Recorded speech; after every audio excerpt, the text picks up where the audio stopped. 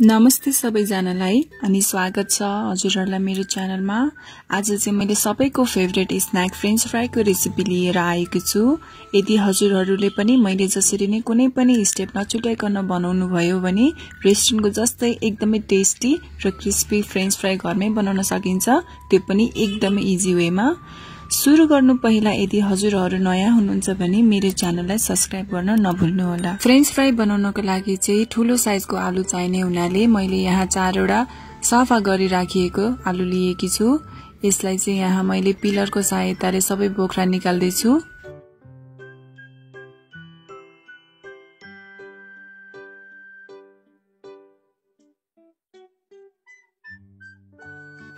यसै गरी मैले सबै आलुको बोक्रालाई पिल अप गरिसके। अब चाहिँ यो आलुलाई हामीले फ्रेन्च फ्राईको शेप दिन सक्छौं। सुरुमा चाहिँ यसरी मिडियम साइजमा स्लाइस गर्नुपर्छ।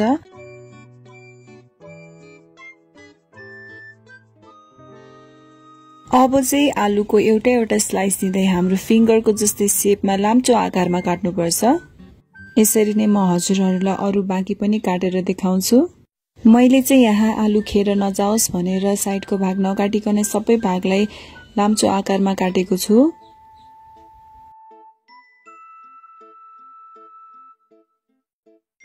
यसरी नै मैले सबै आलुलाई काटेर पनि भ्याइसके। अब यो आलुलाई चाहिँ हामीले चिसो पानीमा मजाले पखाल्नु पर्छ। आलुमा चाहिँ एकदमै धेरै मात्रामा स्टार्च हुने हुनाले मैले एकदमै यसरी मिची पखालेको छु। हजुरहरुले यो स्टेप नछुटाउनु होला। यसरी नै हजुरहरुले यो आलुलाई 2-3 चोटी मजाले पखाल्नु होला। अब चाहिँ हामी जान्छौं आलु टेस्टी हुनुको सिक्रेट स्टेपतिर। त्यसको लागि हामीले चाहिँ आलुलाई नुन र पानीमा उमाल्नु पर्ने हुन्छ। त्यसैले मैले चाहिँ यहाँ आलुलाई चाहिने जति पानी लिएकी छु र त्यसमा 1 चम्चा जति नुन एड गरेको छु।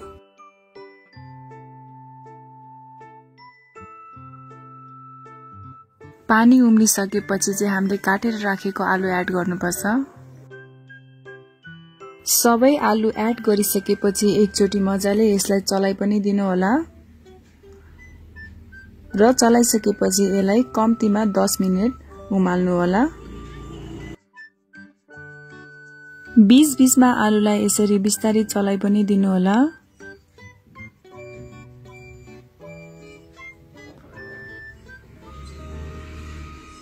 आलु उम्लिन थालेको 10 मिनेट पनि भयो। यो यस्तो खालको देखिन्छ, नङ मजाले गाडिन्छ र यो ट्रान्सपेरेन्ट जस्तो देखिन्छ। यो चाहिँ अब रेडी भइसकेको छ। यसलाई चाहिँ हामी निकाल्छौं। निकाल्ने बित्तिकै मैले यसलाई चिसो पानीमा एड गरेको छु। ओभर कुक नहोस् भन्नको लागि मैले यसलाई डाइरेक्ट चिसो पानीमा एड गरेको हुँ।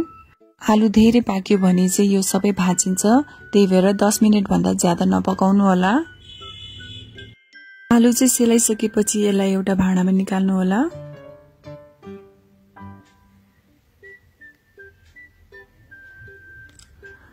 सबै आलु निकालिसकेपछि चाहिँ यसरी पेपर टावलमा छरेर सुकाउनु होला। यो चाहिँ हामीले कम्प्लिटली ड्राई बनाउनु पर्छ। कम्तीमा पनि 1 घण्टा सुकाउँदाखेरि यो चाहिँ राम्रो हुन्छ।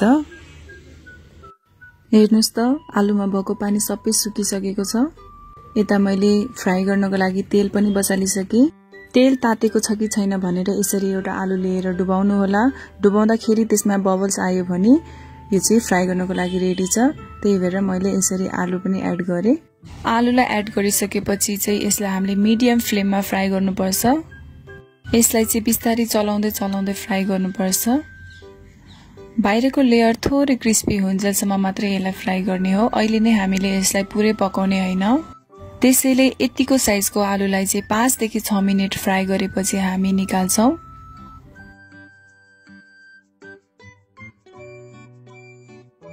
5-6 मिनेट पनि भइसक्यो। अब यसलाई चाहिँ म निकाल्छु। हेर्नुस् त यो चाहिँ यस्तो एकदमै लाइट गोल्डन कलर देखिन्छ। बाहिरबाट चाहिँ यो क्रिस्पी नै हुन्छ, तर भित्र चाहिँ यो राम्ररी क्रिस्पी भएको हुँदैन। यसरी नै अरु बाँकी आलुलाई पनि फ्राई गर्नु होला र सेलाउनको लागि प्लेट अथवा ट्रेमा राख्नु होला। यसरी चाहिँ हाम्रो फ्रेन्च फ्राई रेडी भयो।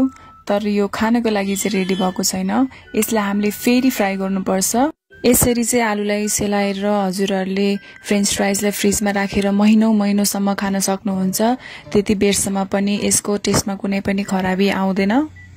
आलु चाहिँ पुरा सेलाइ पनि सक्यो। यो यस्तो लेदर जस्तो देखिन्छ। अब चाहिँ हामी यसलाई दोस्रो पटक फ्राई गर्छौं। दोस्रो पटक फ्राई गर्दाखेरि चाहिँ हाम्रो हिट एकदमै हाई हुनुपर्छ। दोस्रो पटकमा चाहिँ फ्रेन्च फ्राई 1 देखि 2 मिनेट भन्दा बढी फ्राई गर्नु पर्दैन। हामीले चाहिँ यसलाई लाइट गोल्डन ब्राउन हुन्जेल मात्रै फ्राई गर्नुपर्छ। यसलाई धेरै रातो पनि बनाउनु हुँदैन। धेरै रातो बनाउँदाखेरि चाहिँ फ्रेन्च फ्राई डरेको जस्तो टेस्ट आउँछ। त्यसैले यसलाई लाइट गोल्डन ब्राउन भइसकेपछि यसलाई हामी निकालिहाल्छौं।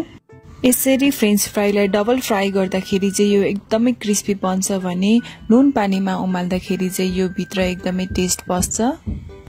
त्यसैले हजुरहरूले पनि यदि यो दुईटा सिक्रेट स्टेप्स नछुटाइकन बनाउनु भयो भने अवश्य पनि रेस्टुरेन्टको जस्तै घरमा क्रिस्पी र टेस्टी फ्रेन्च फ्राई बनाउन सकिन्छ।